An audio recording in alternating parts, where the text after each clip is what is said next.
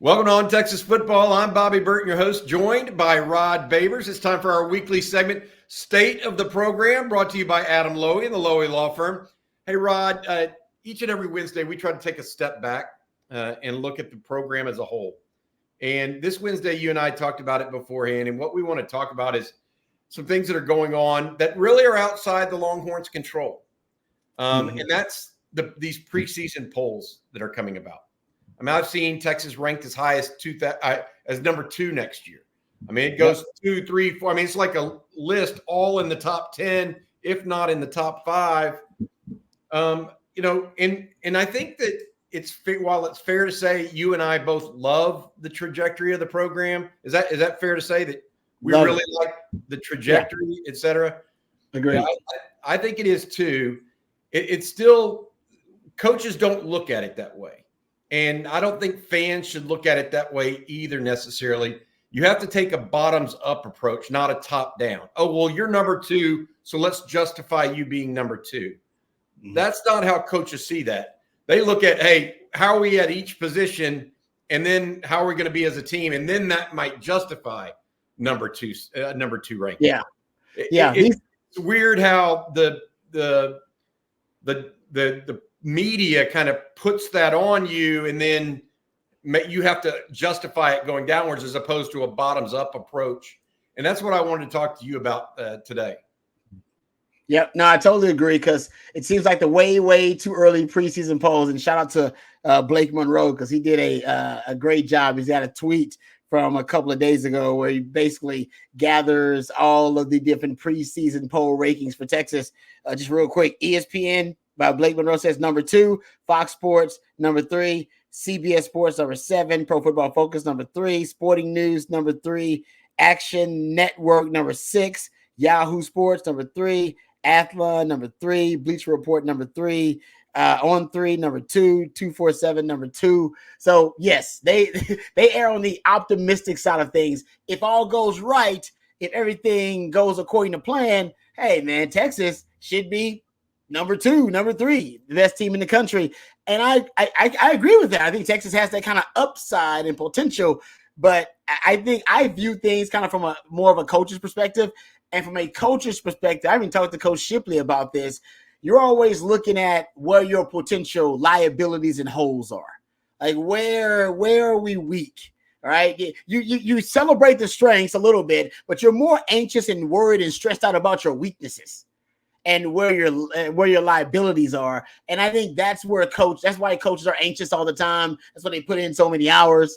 That's why, coaches, they don't brag and boast about what they're good at, even if they have something that's elite, whether it be a player or whether it be a category. Most of the time they're stressed about where they are a little bit vulnerable, where they can be exploited, because they know that's how you lose games. Yeah. And I think this is the other piece too, that I'm trying to get at is, the outside world is telling Texas what they are. Yeah. As opposed to Texas saying what they are, And so that sets a list of expectations on this team that if you look deeper, it may or may not be right. I mean, that's my point. I'm looking at it right now, and I'm looking at a Texas team that still has work to do in the portal. How can you say this team is a top 5 team right now with maybe a pretty big gaping hole at defensive tackle? Or, they got all their top 5 receivers are gone from the year. Yeah.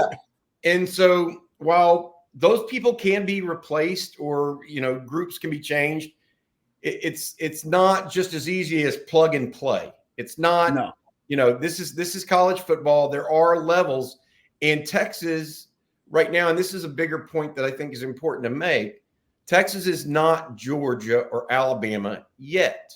And I say yet because they do have 3 consecutive top 5 recruiting classes, but they don't have 4 and 5 like Alabama and Georgia do. So Texas is going to be a freshman, sophomore, junior heavy team next year, not a sophomore, junior, senior heavy team. Yep. Yeah.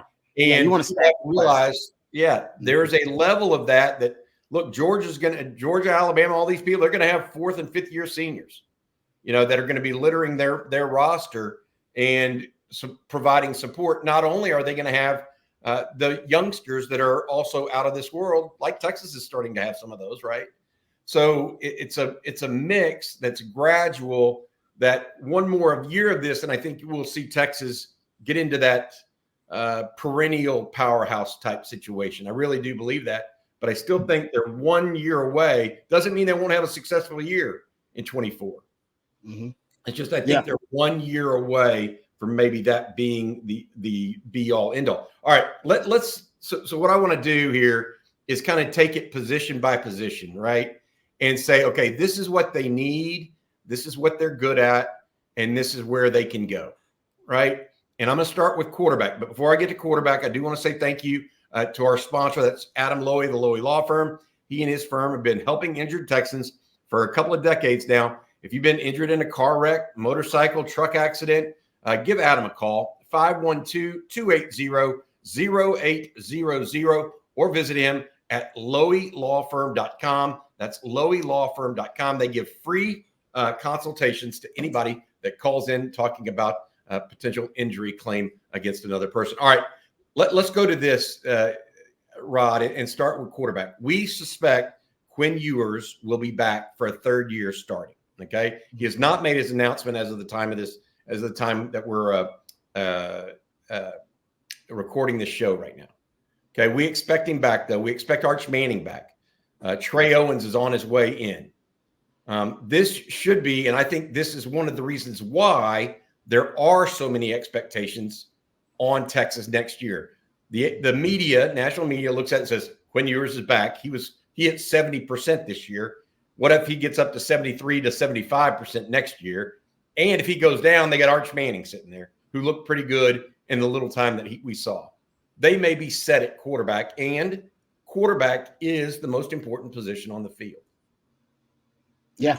No, I'm with you. I think that's most of the expectations. I looked at the Heisman odds, and I believe Quinn Ewers is tied for the best preseason Heisman, way too early preseason Heisman odds too, because I mean, right now you look at the returning quarterbacks in the country and what they've achieved, and you go look at the circumstances surrounding them, and Quinn Ewers with a really good, offensive line returning in front of him, 4 of the 5 starters returning on that offensive line. I think the challenge for Quinn, if you're going to play devil's advocate here, is going to be not only to work on the things that he's coming back for, which are, get deeper into your progressions, showing that he can still have consistent footwork and mechanics when he has to do that, showing that he can even increase his completion percentage, right? Just get better overall as a player. But can he uplift the talent around him? CJ Vogel mentioned this. It's a great point by CJ, who said basically, I'm trying to paraphrase it, but he said basically that, last season, or at least the last 2 seasons, the talent around Quinn has lifted him up because it's been such extraordinary talent. All right, you're going to see it drafted this year. X-Man, A.D. Mitchell recently, but then J.T. Sanderson on there, Jay Witt. But those guys are now moving on. Hell, Bijan Robinson, throw that out there, and Rojo, and Jonathan Brooks this year. There's a lot of great talent around Quinn that's lifted him up to play at a high level, and I think he has gotten better, as you talked about. But now with a lot of unproven commodities around him, it's going to be up to Quinn to now uplift the play of those skill position guys, right? You got to, whether it be starting in the offseason, working out with them and making sure that your guys are throwing every day, working on, the depth of the routes, working on the timing of the routes, working on the footwork, working on the sight adjustments, all those things that take time and for continuity and chemistry to develop between the quarterback. Hey, you got to get most of that in the offseason, because you got to hit the ground running during the season with those real live reps. So that's going to be that's Quinn as a leader.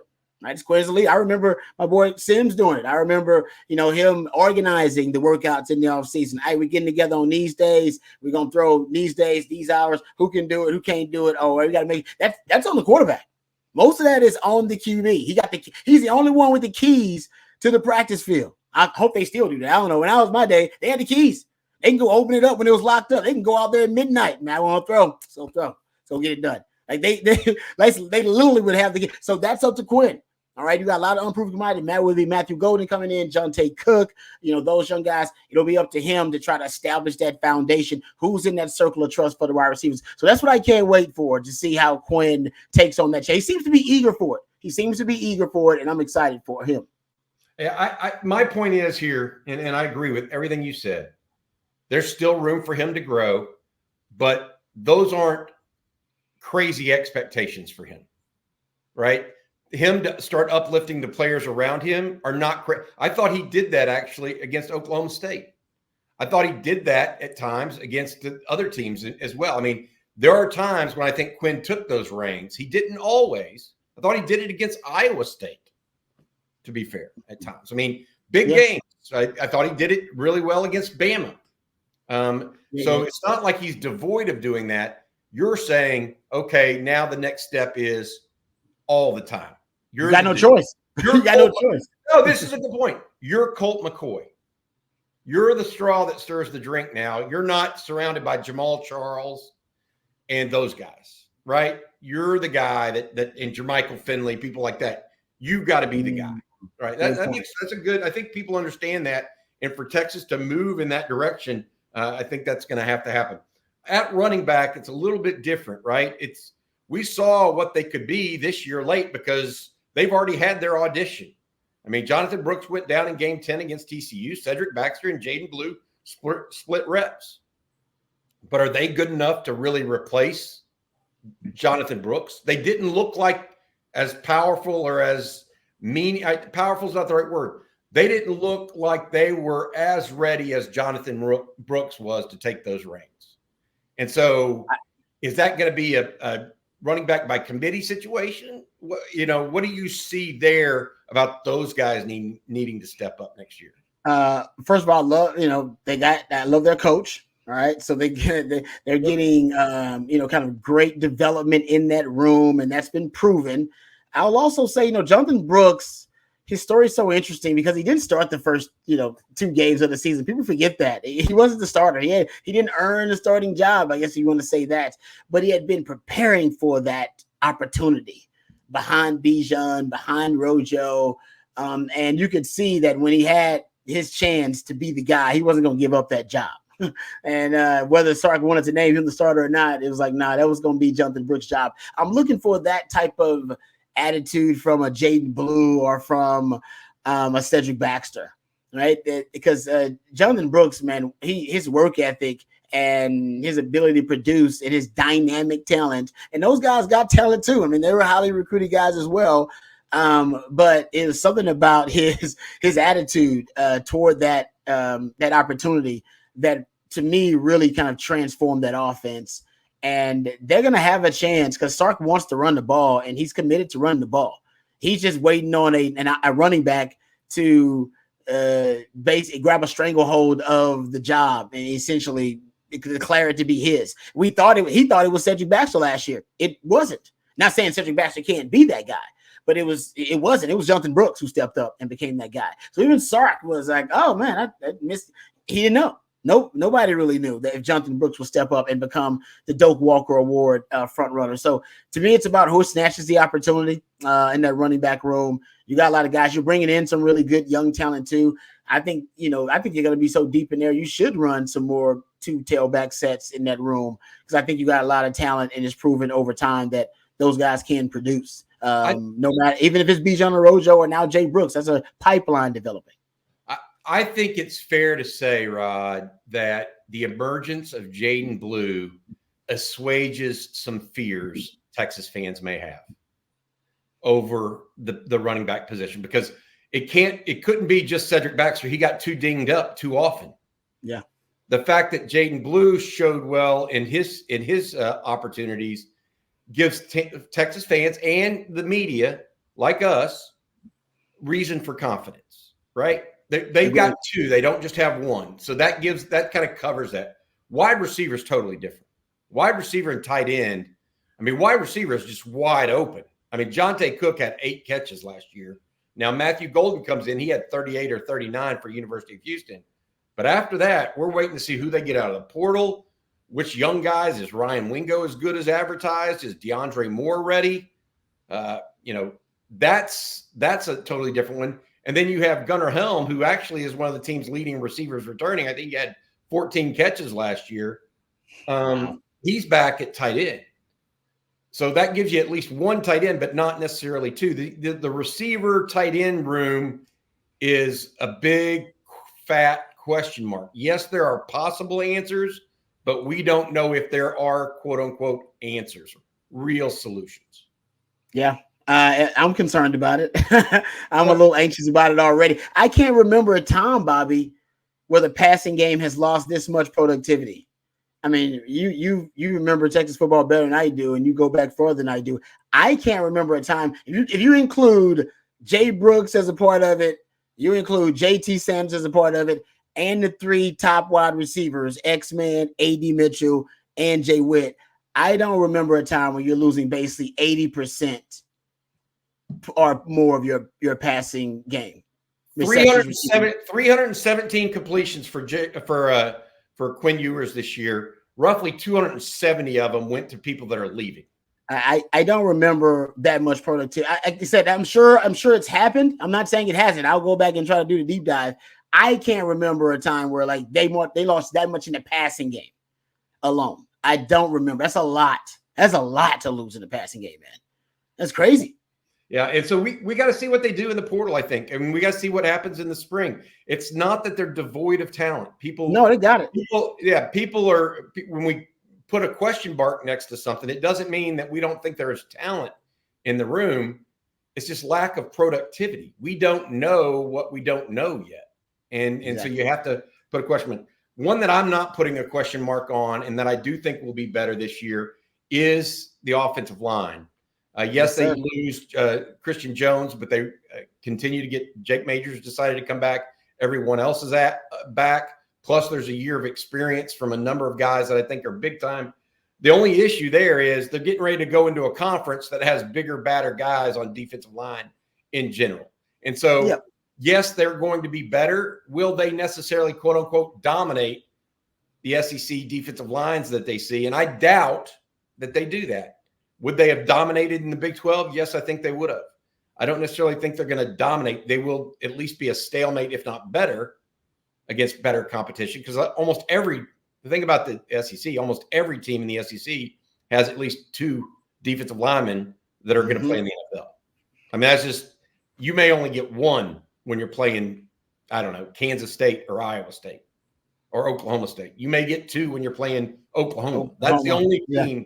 You know, and so what do you look at that? You feel good about the offensive line overall, but question whether or not they're going to be dominant, or where do you come out? I mean, they were the biggest offensive line in the Big 12. There's no doubt about this, and the best. But going to the SEC, they won't be the biggest. Just that won't even translate alone to the big humans. They won't be the big. They'll be one of the biggest, but they won't be the biggest O-line in the SEC. I mean, I know there'll be a growing acclimation period. There'll be some growing pains there. I do anticipate that, just because the level of play, and like you talked about, having that exposure to that many high caliber defensive linemen. But man, the upside of this offensive line, you're talking about some of the best offensive line talent that's been accumulated in recruiting in the last decade or so for Texas. I anticipate that this offensive line should be a finalist for the Joe Moore Award. Can they win it? That's a different discussion. We just watched the national title where Washington won the Joe Moore Award, and before that, Michigan won it the 2 prior years before that. So it's all about the lines of scrimmage, right? And the SEC, as my man Jeff always says, it's a line of scrimmage league. It's a line of scrimmage league, and Sark built this program, or at least he constructed this program to contend and compete in the college football playoff, but he started building it inside out. The big humans and the development, obviously, of the D tackles and the D line. So, yeah, there may be an acclimation period, but I expect this offensive line to be leading the way. They should be, in terms of position groups, behind quarterback, they should be the second biggest strength on the team. So quarterback and offensive line. Right? And if they're not, there's a problem. If they're and what I mean, I'm not hopefully some other group steps up, and it'll be great if it's a debate. But far and away now, they have the most experience returning behind quarterback.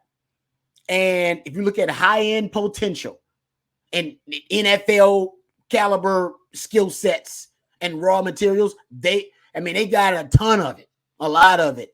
And I would be very disappointed if they didn't play better, even in the SEC, if they weren't better next year than they were this year. This year they were a semifinalist for the Joe Moore Award. I expect them to be a finalist. There you go. That's my expectation. Hey, that needs to happen. All right, before we go to defense, I want to say thanks one last time to our sponsor. That's Adam Lowy of the Lowy Law Firm. Give him a call, 512-280-0800, or visit loweylawfirm.com for a free consultation if you've been injured in a car wreck or an accident that needs some consultation and discussion. That's Adam Lowy at loweylawfirm.com. All right, hey, the defensive line, Rod. This is an overall situation where I think we both agree the edges should be better. They're both back. You're adding Colin Simmons, Trey Moore, Justice Finkley's back. Jamon Tapp's got another year. Yep. Colton Bosick should get healthy. But they still weren't hyper productive last year. Are they going to be good enough to be hyper productive this year, or are we just going to see incremental improvement of that group? And then on the interior, obviously, it's probably the biggest question mark on the team, where you lose two great college football players in T'Vondre Sweat and Byron Murphy. Impossible to just quote unquote replace those guys. Yeah, that's probably my biggest concern behind the passing game, right? The losses to the passing game is that the losses to the interior D-line over the last 2 years, right? You're talking about Keondre Coburn and Moro Ojomo being drafted 2 years ago. Byron Murphy and T'Vondre Sweat will be drafted this year.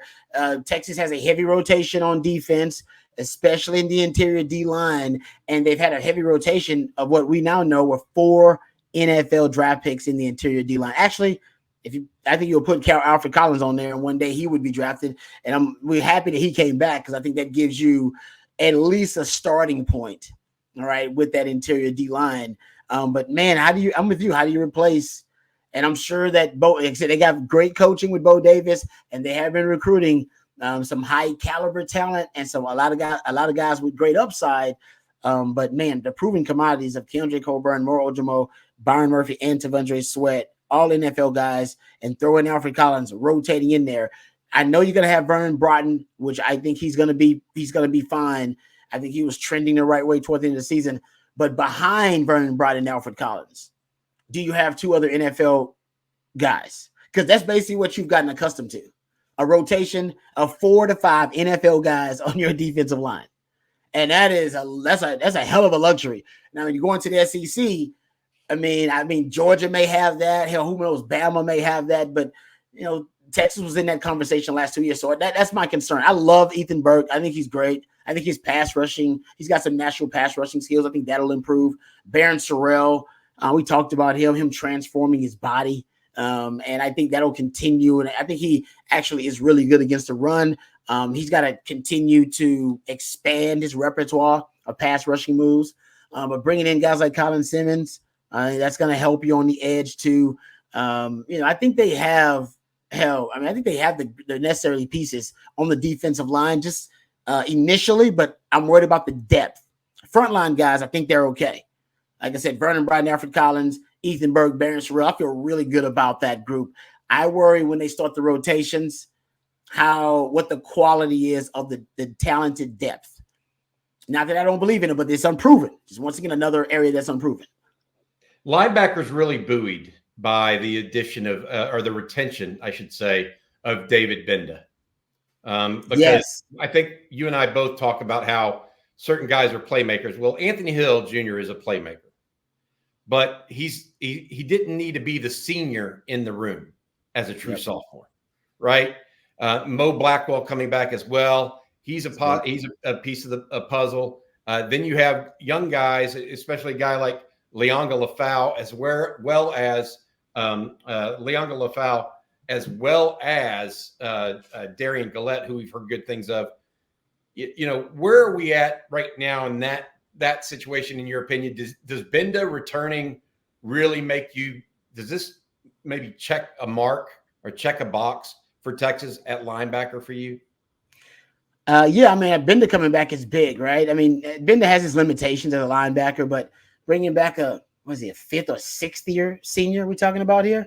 Yep. It really stabilizes that room.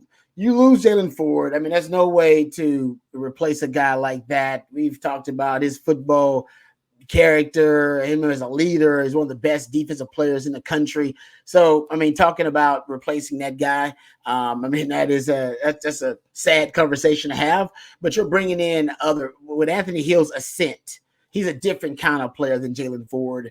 And I think when used correctly as a kind of a movable chess piece, I think he could end up being just a standout defender for you, a real havoc-minded defender who's around the football. And his leap from year 1 to year 2 could be exponential. I mean, because he's a prodigy. So the leap from year 1 to year 2, using him as a guy on the edge, put him in off-ball linebacker, blitzing him through the A gaps. I think his ability to diagnose plays, I think, could end up being something that really, really helps that linebacking core. The leadership in that room, to have a young guy, I think Benda now can take over some of that and that burden with a guy like Anthony Hill. But Mo Blackwell, I'm with you. I think he's had some quality reps too. So I think they have a great place to start. You got a new linebacker coach, but from everything I hear about Johnny Nansen, he checks all the boxes. Recruiting ace, can be a rainmaker there. Development, also a guy, defensive coordinator. So you're talking about scheme, someone who is next level in terms of the football IQ and the acumen department, being someone that can show these guys about the chess match within the game. So he checks all the boxes. So I have no doubt that the loss of Jeff Choate, there won't be too much of a drop-off in terms of the coaching that these guys are getting. So it's be up to the young guys. And in the Arch Manning recruiting class, that class that came in, you had 5 linebackers in that class. Yep. So it'll be up to those young guys now to kind of fill in or push for more playing time in that rotational linebackers. Even though there's been some change, Jalen Ford gone, Jeff Choate gone, I don't feel that much anxiety about the linebacker position, strangely enough. Okay. Well, and let's add this. Coaches were really high coming out of this winter practice for the Sugar Bowl on not only Leonga Lafau, but also Darian Gillette. Keep those two names in mind as we go forward. All right. Secondary, we're waiting on Jahdae Barron. Andrew Makuba gets introduced to the group. But then you have returning starters in Manny Muhammad and Terrence Brooks at corner. Michael Taft and Derek Williams are back at safety. Really, you lose Ryan Watts, who started a bunch of games for you. You lose Jaron Thompson, who started a bunch of games for you. And you lose Keaton Crawford, who was primarily a special teams stalwart. So, I mean, where is Texas look right now, and how big a difference is it between with Jahdae Barron and without Jahdae Barron? It's huge. I mean, that's I think without Jahdae Barron, there's a possibility the secondary could end up being a liability still for Texas. I think with Jahdae Barron, it's not a liability. Potentially could even be a strength for you. That's because if you have him and you add in Makuba to that, right? A guy who started 3 years at Clemson. Jahdae Barron has started. He's a multiple year starter for you. Derek Williams would be he's a guy that hasn't had a full year starting, but he did start some games for you later and got some quality reps for you late. So I think he's seasoned enough, and those would essentially be your 3 interior DBs. And I think you should cross-train. This is my opinion. Cross-train Jahdae Barron to play safety, not all the time, but just when you need him to. So when teams try to isolate and manipulate matchups against Texas with formation in the boundary, 3-by-1 sets to try to isolate the safeties, you'll have a solution. You have a built-in solution. Oh, all my safeties can play nickel. So go ahead, please. We don't have to worry about traveling our nickel. We don't have to worry about, formational integrity and that kind of stuff, because, we have safeties that they're malleable. They can morph into the nickel DB. And the guys they're recruiting actually in this class, they do kind of fit, that mold. And Sark has already talked about position versatility and, the 3 position DB, which he thinks Kobe Black is. He's already setting it up for his secondary to be, I think, a more multiple in a lot of ways.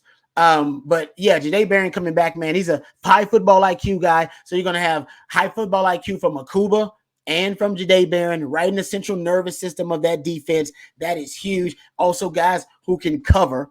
All right, that and that would be big as well. Derek Williams can cover too. You think about the young corners, Terrence Brooks and Malik Muhammad. I expect them to get better. I expect Malik Muhammad, who I believe Pro Football Focus actually had him on their all freshman team. Had Malik Muhammad on there, so they already. I mean, I like Malik Muhammad, but they like him a little bit too. He kind of strikes me as a guy that could be a prodigy as well. Meaning the leap from year 1 to year 2 could be exponential for a guy like Malik Muhammad, but we'll see. So I think the secondary is in a really good place if Jahdae Barron comes back. If not, then you got to worry about who fills in that nickel role. And then maybe you'll put Bakuba there, which is great. But then how do you feel about the safety that's going to occupy that spot that Makuba couldn't play at the safety spots? There's still going to be a weakness in your secondary, potentially, if Jahdae Barron doesn't come back. If he comes back, I don't know if you have just an obvious weakness in the secondary with the frontline guys you're playing. And then you got Tav for depth. You'll have, is Gavin Holmes? I believe Gavin Holmes. Yep. Right. Still there with you. You'll have some guys who had some reps for depth.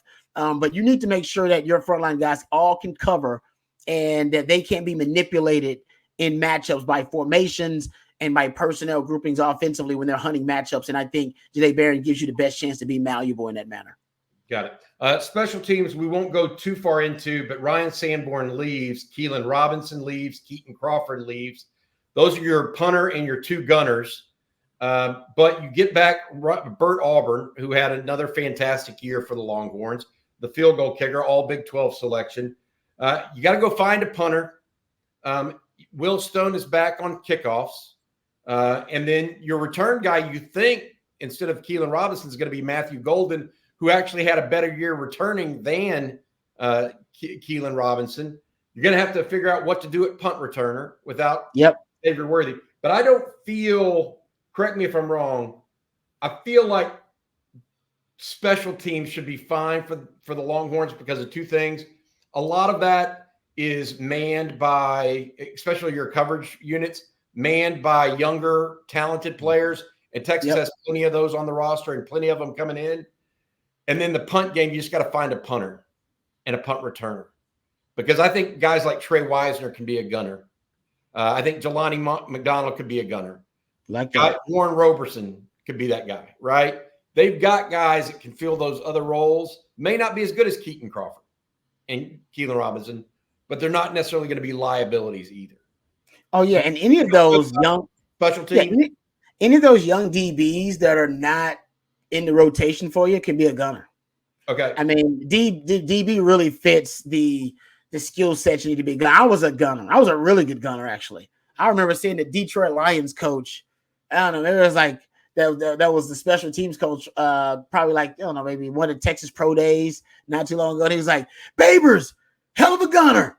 And I was like, hey, thanks, coach. Because I was a good gunner. I mean, gunner it's pretty simple. You can just shake the man line of scrimmage, and then it's all speed after that, speed and effort.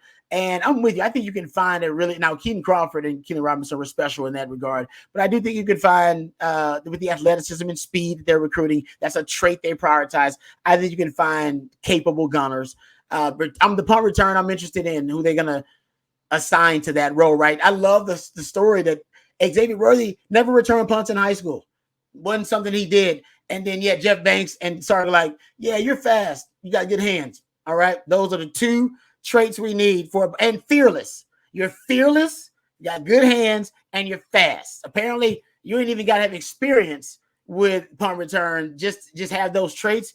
I don't know who fits that. I guess Matthew Golden can do it for you, right? Fearless, guys got fast, got good hands. He could do it. So it will be interesting to see maybe one of these transfer portal targets at receiver they're bringing in. Maybe they look at that as an added value for one of those guys who can return punts for you. But I think they'll be okay there with the explosive talent. Just Matthew Golden alone, he may have be overburdened there. But I think bringing him in makes me feel good about the return game. And also Jeff Banks. In Jeff Banks, I trust, man. He has not had an off year, really. I mean, Sark had one off year when he was building the offense. PK had that one, off year early on too. Now that they've both booked the offense and defense, they got those things rolling. They're considered, 2 of the best outfits and phases in the country. But man, special teams, we don't give them enough credit. Texas had, if you consider them to be top 25, top 30 special teams units, and I would say probably even more than that, depending on what special teams metric you're looking at, every year that Jeff Banks has been here. So he's a hell of a special teams coach. So I trust him in that regard. They're bringing in a punter. Punter can punt early. They're bringing in one in this recruiting class. And, I mean, Bert Auburn, you talked about it. The guy may end up breaking records on the 40 acres. So may end up. He's got a chance to become the all-time leading scorer in the University of Texas history.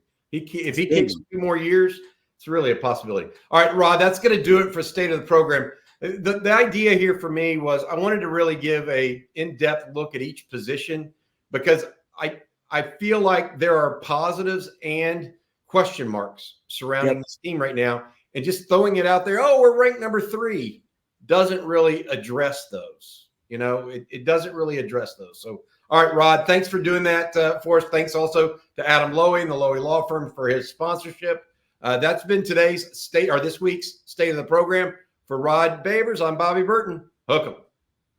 Hook 'em.